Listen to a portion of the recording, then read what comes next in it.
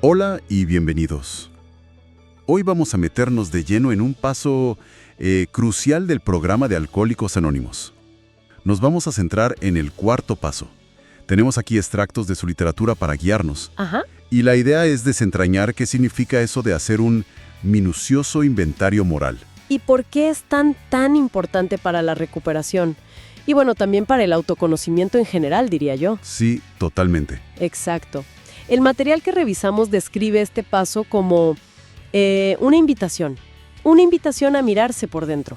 Con honestidad radical, ¿no? Con honestidad radical, sí. Y vamos a ver cómo la literatura de AA enfoca esto, habla mucho de los instintos humanos. Cierto. Y cómo sus desviaciones, o como dice el texto, sus exageraciones, pueden ser la raíz no solo del alcoholismo. Sino de muchos problemas emocionales, ¿verdad? Es un proceso que, bueno, admiten que es desafiante, pero prometen que trae un alivio y una claridad enormes. Perfecto. Pues entremos en materia. El punto de partida que da el texto es interesante. Sí. La idea de que, como seres humanos, venimos con instintos básicos. Ujú. Menciona el sexual, el de seguridad. Material y emocional, las Cierto, dos. material y emocional. Y el social, el de compañerismo. Ajá. Y no los ve como algo malo, ¿eh? Los llama dones, necesarios para vivir. Totalmente. Son la base de todo. De acuerdo.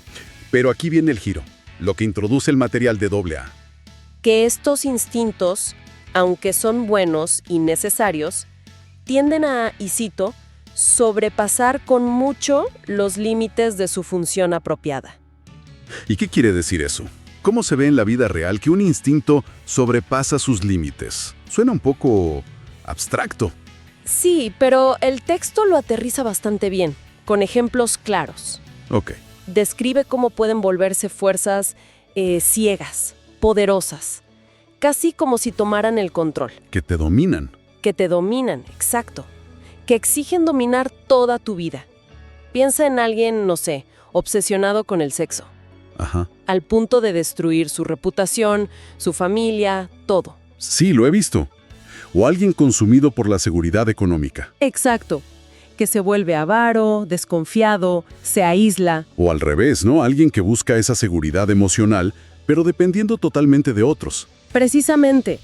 Sin madurar, sin valerse por sí misma. Sin autonomía. El texto también menciona la búsqueda de poder. Ese querer dominar a los demás. Otra manifestación. Otra. Y cuando estos instintos se salen de control, así, pues dejan de ser dones. Se convierten en problemas. Se convierten en lo que el texto llama debilidades físicas y mentales. De hecho, plantea que casi cualquier problema emocional serio Sí, puede verse como un caso del instinto descarriado. entiendo. Entonces, la premisa de AA aquí es que estos instintos fuera de control no son solo un problema más, No, sino que podrían ser la causa de raíz. La causa de la forma destructiva de beber de una persona alcohólica. ¿Va por ahí? correcto. La literatura sugiere eso, que el alcohol se vuelve como la muleta Para aguantar. para aguantar las emociones que generan esos instintos desbocados. Y justo ahí es donde entra el cuarto paso. Que textualmente dice, sin temor, hicimos un minucioso inventario moral de nosotros mismos. Impone un poco, ¿no? Sin temor, minucioso inventario moral. Impone, sí. Y el texto no lo disfraza, ¿eh? Lo llama un esfuerzo enérgico y esmerado. Enérgico y esmerado. El objetivo no es autoflagelarse, tampoco buscar excusas. Entonces, ¿qué es? Es algo muy específico, descubrir exactamente cómo, cuándo y dónde esos deseos naturales, los instintos, se torcieron, se exageraron. Y empezaron a hacer daño. Empezaron a hacer daño, a uno mismo y a los demás. Se trata de identificar patrones. Lo que llaman deformaciones emocionales. Esas mismas, para poder empezar a corregirlas. Recuerdo leer que sin esto, ¿Sí? La sobriedad estable y la felicidad son difíciles de lograr. Difíciles, sí. Que la fe práctica, la del día a día, está como fuera de alcance sin este autoexamen. Suena casi a requisito indispensable. Lo presentan justo así, no como una terapia más. No es opcional. Es un paso fundamental en su programa. Es la confrontación honesta, sin pestañear, dice una frase. Directa. Es la base para lo que viene después. Ahora, encarar esas deformaciones emocionales No suena fácil. No, no lo es. De hecho, el texto mismo dice que la reacción inicial puede ser negativa, incluso desagradable. Ajá, Y menciona trampas, reacciones comunes que pueden sabotear todo. muy cierto. Identifica como dos polos opuestos, dos obstáculos. A ver, Por un lado, la persona que tiende a ser más depresiva, que se va para abajo. que se va para abajo.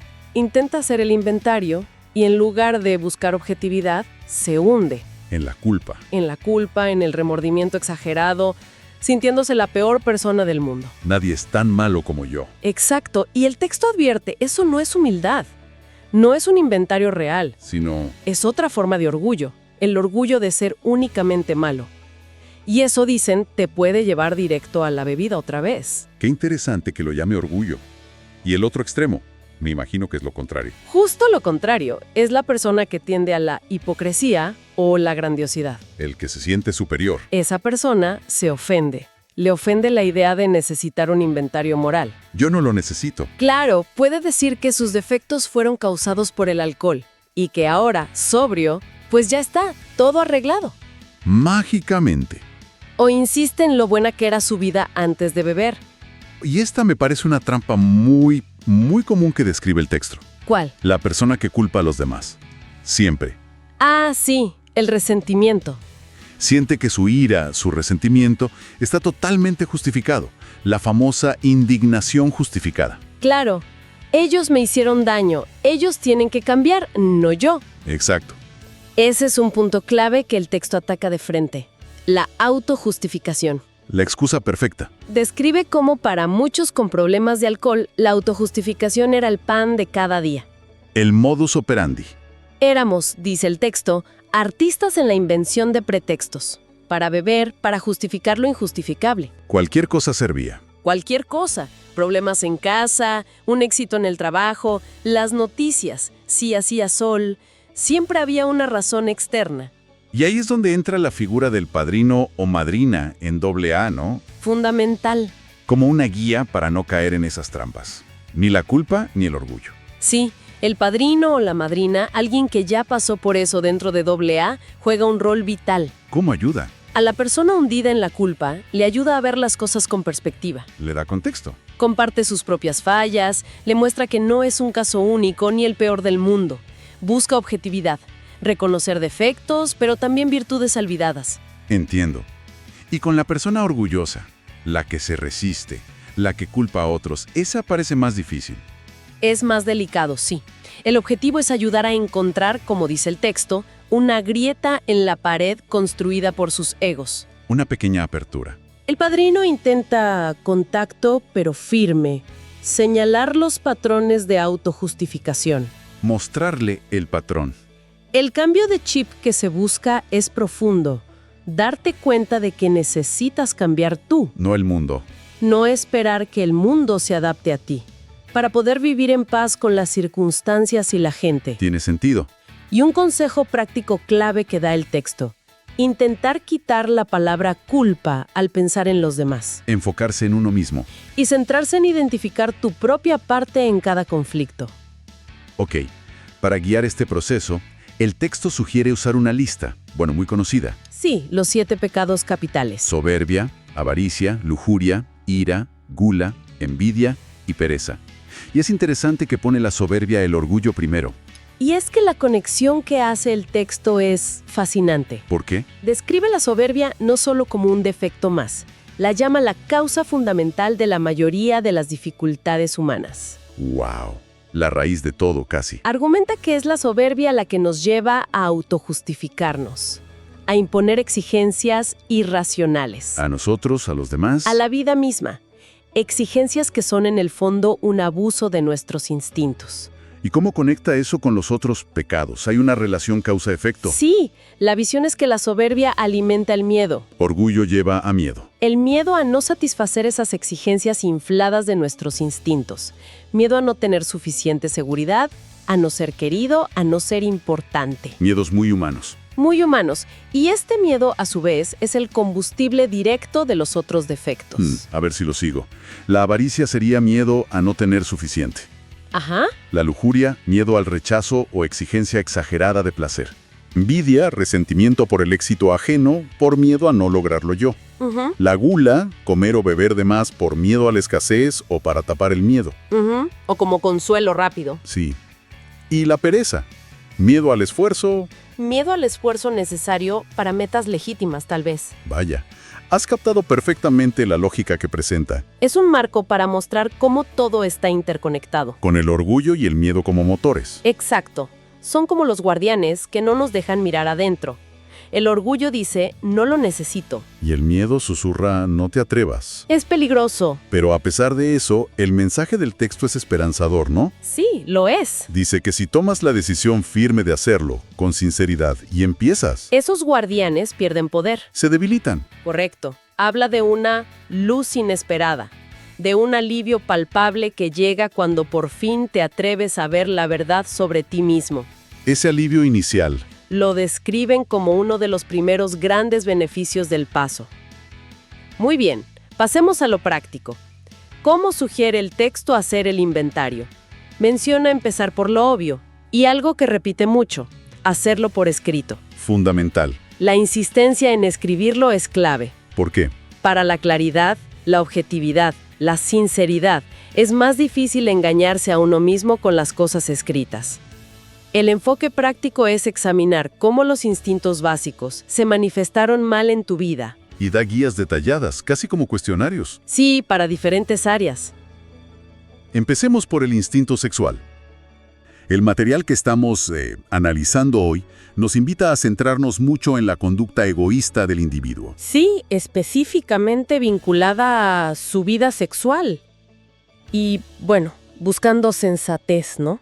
Evitando los extremos. Exacto. Es un terreno complejo, sin duda. La perspectiva que presenta reconoce visiones muy polarizadas. Claro. Algunos ven el sexo como algo bajo, otros casi como una obsesión. Pero el punto clave aquí no es juzgar la conducta, Entiendo. sino entender cómo el egoísmo, ese egocentrismo, se mete ahí y genera problemas muy humanos. Y eso es interesante, porque no busca, digamos, dictar una moral para todos. Más bien es como una guía para que cada quien haga una autoevaluación honesta sobre sus actos pasados y qué impacto tuvieron. Sí, queremos entender un poco cómo funciona este método, ¿no? Cómo analiza esas consecuencias para aspirar a un ideal más sano a futuro. El texto de entrada ya marca una pauta, me parece. Dice que hay que evitar los extremos al hablar de sexo. O sea, ni verlo como algo bajo, ni como la respuesta a todo. Justamente. A ver, empecemos a desglosar esto. Sí, el punto central no es tanto juzgar la sexualidad en sí misma, sino ver cómo las conductas, bueno, egoístas o desconsideradas en esta área han causado daño, ya sea a uno mismo o a otras personas. Lo clave aquí, me parece, son las consecuencias de actuar desde ese egocentrismo, Claro. desde esa insistencia en satisfacer lo propio sin medir el impacto, ¿no? Y para guiar esa reflexión, el texto sugiere hacer como un inventario, ¿verdad? Casi una auditoría personal. Ajá. Y plantea preguntas bien directas. Por ejemplo, ¿cuándo y cómo se actuó con egoísmo?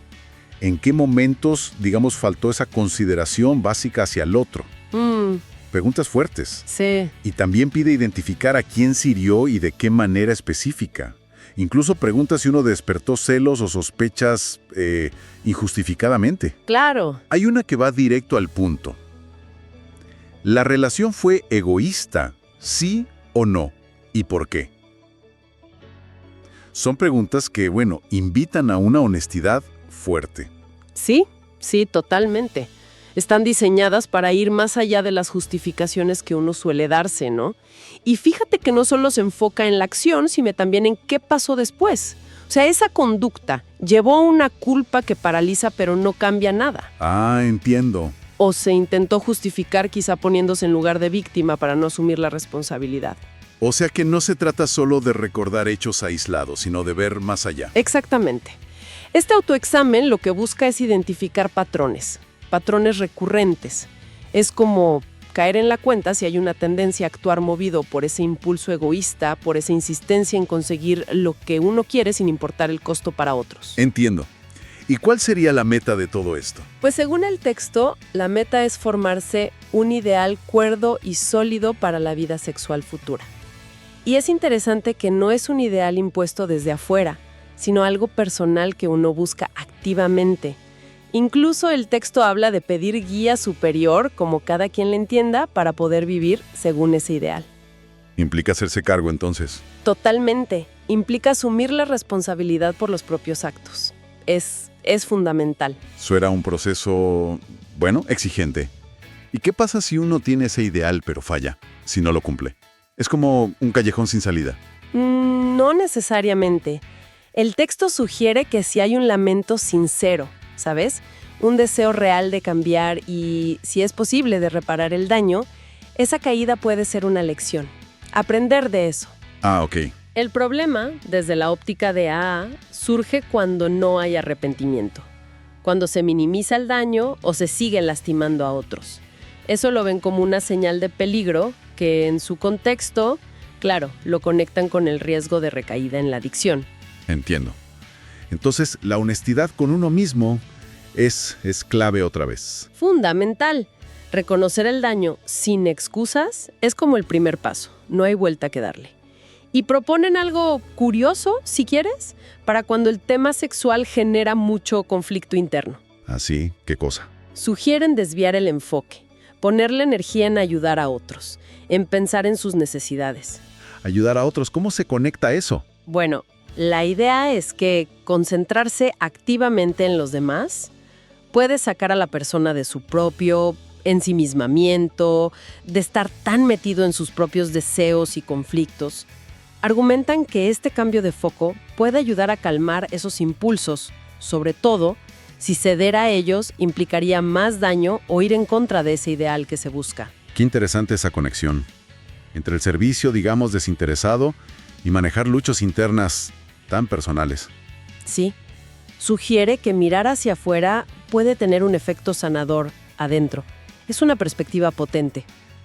Bueno, para ir cerrando un poco la idea, esta perspectiva de Alcohólicos Anónimos nos invita a mirar con valentía, ¿no? Sin autoengaños.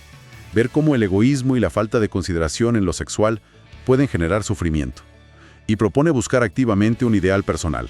Ajá. Una forma de vivir la sexualidad que se guíe por principios más allá del deseo inmediato. Y remarca la importancia de asumir responsabilidad y reparar el daño, claro, siempre que sea posible y no cause más perjuicio. Exacto. Y quizá algo para reflexionar, que va más allá de AA, es esta idea de la consulta interna, de buscar una guía, como sea que cada uno la conciba, para definir esos ideales y orientar cómo actuamos. Podríamos preguntarnos, ¿no?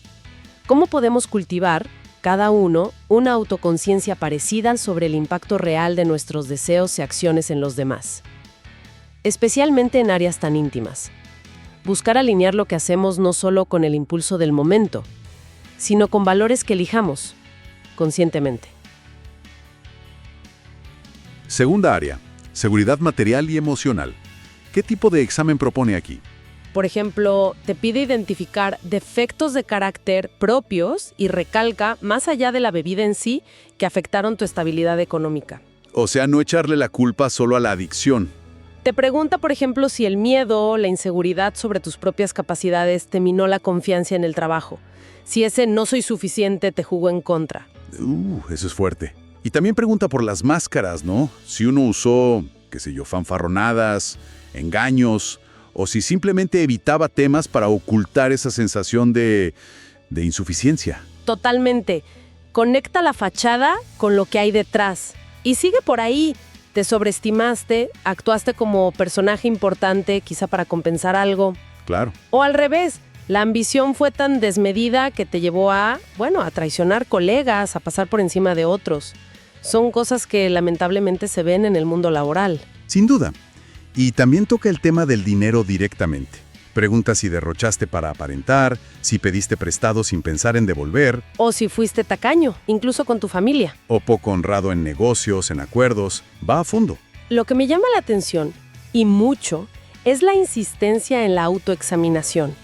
El foco está puesto en cómo tus propios defectos, tu personalidad, contribuyeron a esa inestabilidad.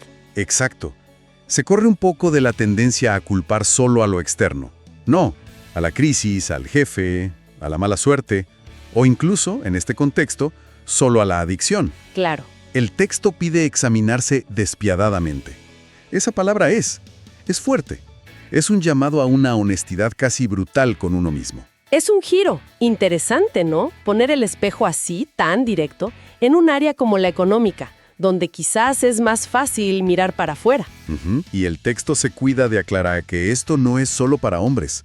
Menciona que muchas preguntas aplican a mujeres de negocios, e incluso dice que, desde su perspectiva, una ama de casa también podría generar inseguridad económica en la familia.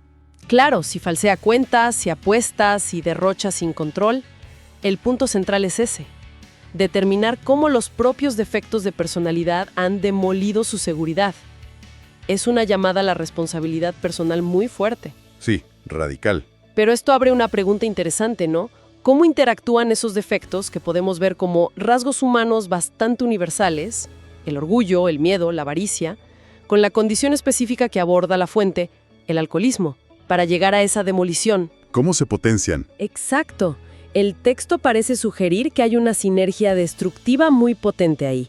No es solo el defecto de carácter, ni solo la adicción, sino la combinación fatal entre ambos en este terreno. Una combinación peligrosa, sin duda. Bueno, pasemos a la otra cara de la moneda, la inseguridad emocional. Ajá, el texto la asocia con síntomas que muchos conocemos: ansiedad, ira, autocompasión, depresión, y acá es donde se pone, creo, todavía más introspectivo. Sí, porque sugiere buscar las causas en las relaciones personales que no funcionan bien, en los vínculos problemáticos. Dice que esta inseguridad emocional surge cuando nuestros instintos se ven amenazados. No los define súper claro, pero uno infiere que habla de necesidades básicas, ¿no? Claro. La necesidad de seguridad, de conexión, de sentirnos valorados, quizás de intimidad. Cuando eso se ve frustrado o en peligro en cómo nos relacionamos, ahí aparece el malestar emocional. Y para empezar a desenredar eso, propone otra batería de preguntas ahora enfocadas en las relaciones. Pone el ejemplo de las relaciones de pareja o sexuales. Sí. Pide identificar situaciones, pasadas o presentes, que te hayan generado inquietud, amargura, frustración, depresión. Pero la lógica sirve para cualquier relación importante: familia, amigos, compañeros de trabajo. Claro.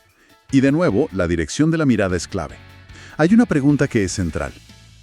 Mirando la situación de forma imparcial, ¿puedo ver dónde tuve yo la culpa? Siempre volviendo a uno mismo. Siempre. Te preguntas si el problema nació de tu propio egoísmo o de tener expectativas irreales, exageradas sobre los demás. Y si parece que la culpa es más bien del otro, la pregunta que te lanza es desafiante. ¿Por qué me falta capacidad para aceptar con serenidad lo que no puedo cambiar de esa persona o de esa circunstancia? Esa pregunta sobre la aceptación es muy potente. Te obliga a mirar tu propia rigidez. Totalmente. Y si conectamos esto con la meta del método, el propósito de estas preguntas parece ser doble. Primero, claro, encontrar la raíz del malestar emocional. Obvio. Pero segundo, y quizá lo más transformador, es evaluar tu propia disposición a cambiar tu conducta. El foco no está en arreglar al otro, sino en cómo te adaptas vos internamente, con serenidad, con autodisciplina. Es un cambio de eje, del afuera hacia el adentro. Y esa misma lógica, la de la autorresponsabilidad y la adaptación, la aplica si lo que dispara la ansiedad o la ira es la inseguridad económica. Claro, las preguntas van por el mismo lado. ¿Hasta qué punto mis errores, mis defectos, están alimentando esta preocupación por el dinero? O si siento que otros me perjudican económicamente, ¿qué puedo hacer yo? ¿Hay algo constructivo que esté en mi mano? Y la pregunta final de esa línea es crucial. Si no puedo cambiar las circunstancias económicas ahora mismo, una crisis, un despido, qué sé yo, ¿estoy dispuesto a tomar medidas para adaptar mi vida a eso? No es resignarse pasivamente. Es una acción consciente, una disposición activa a ajustar el rumbo. Te devuelve agencia, un margen de maniobra, incluso cuando todo parece en contra. Es adaptación activa. Ahora, el texto se mete de lleno en lo que llama relaciones retorcidas. Uf, qué término. Sí. Afirma que para muchas de las personas a las que habla, el mayor sufrimiento viene de ahí. No tanto del dinero o la salud, sino de esas interacciones conflictivas, dolorosas con la familia, los amigos, la sociedad.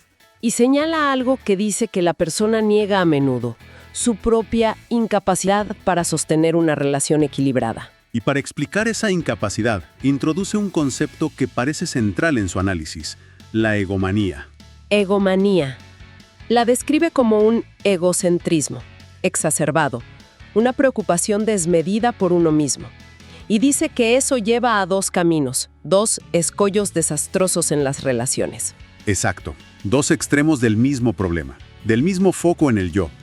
El primero, insistir en dominar a los otros, querer controlar sus vidas, sus decisiones, imponer tu voluntad.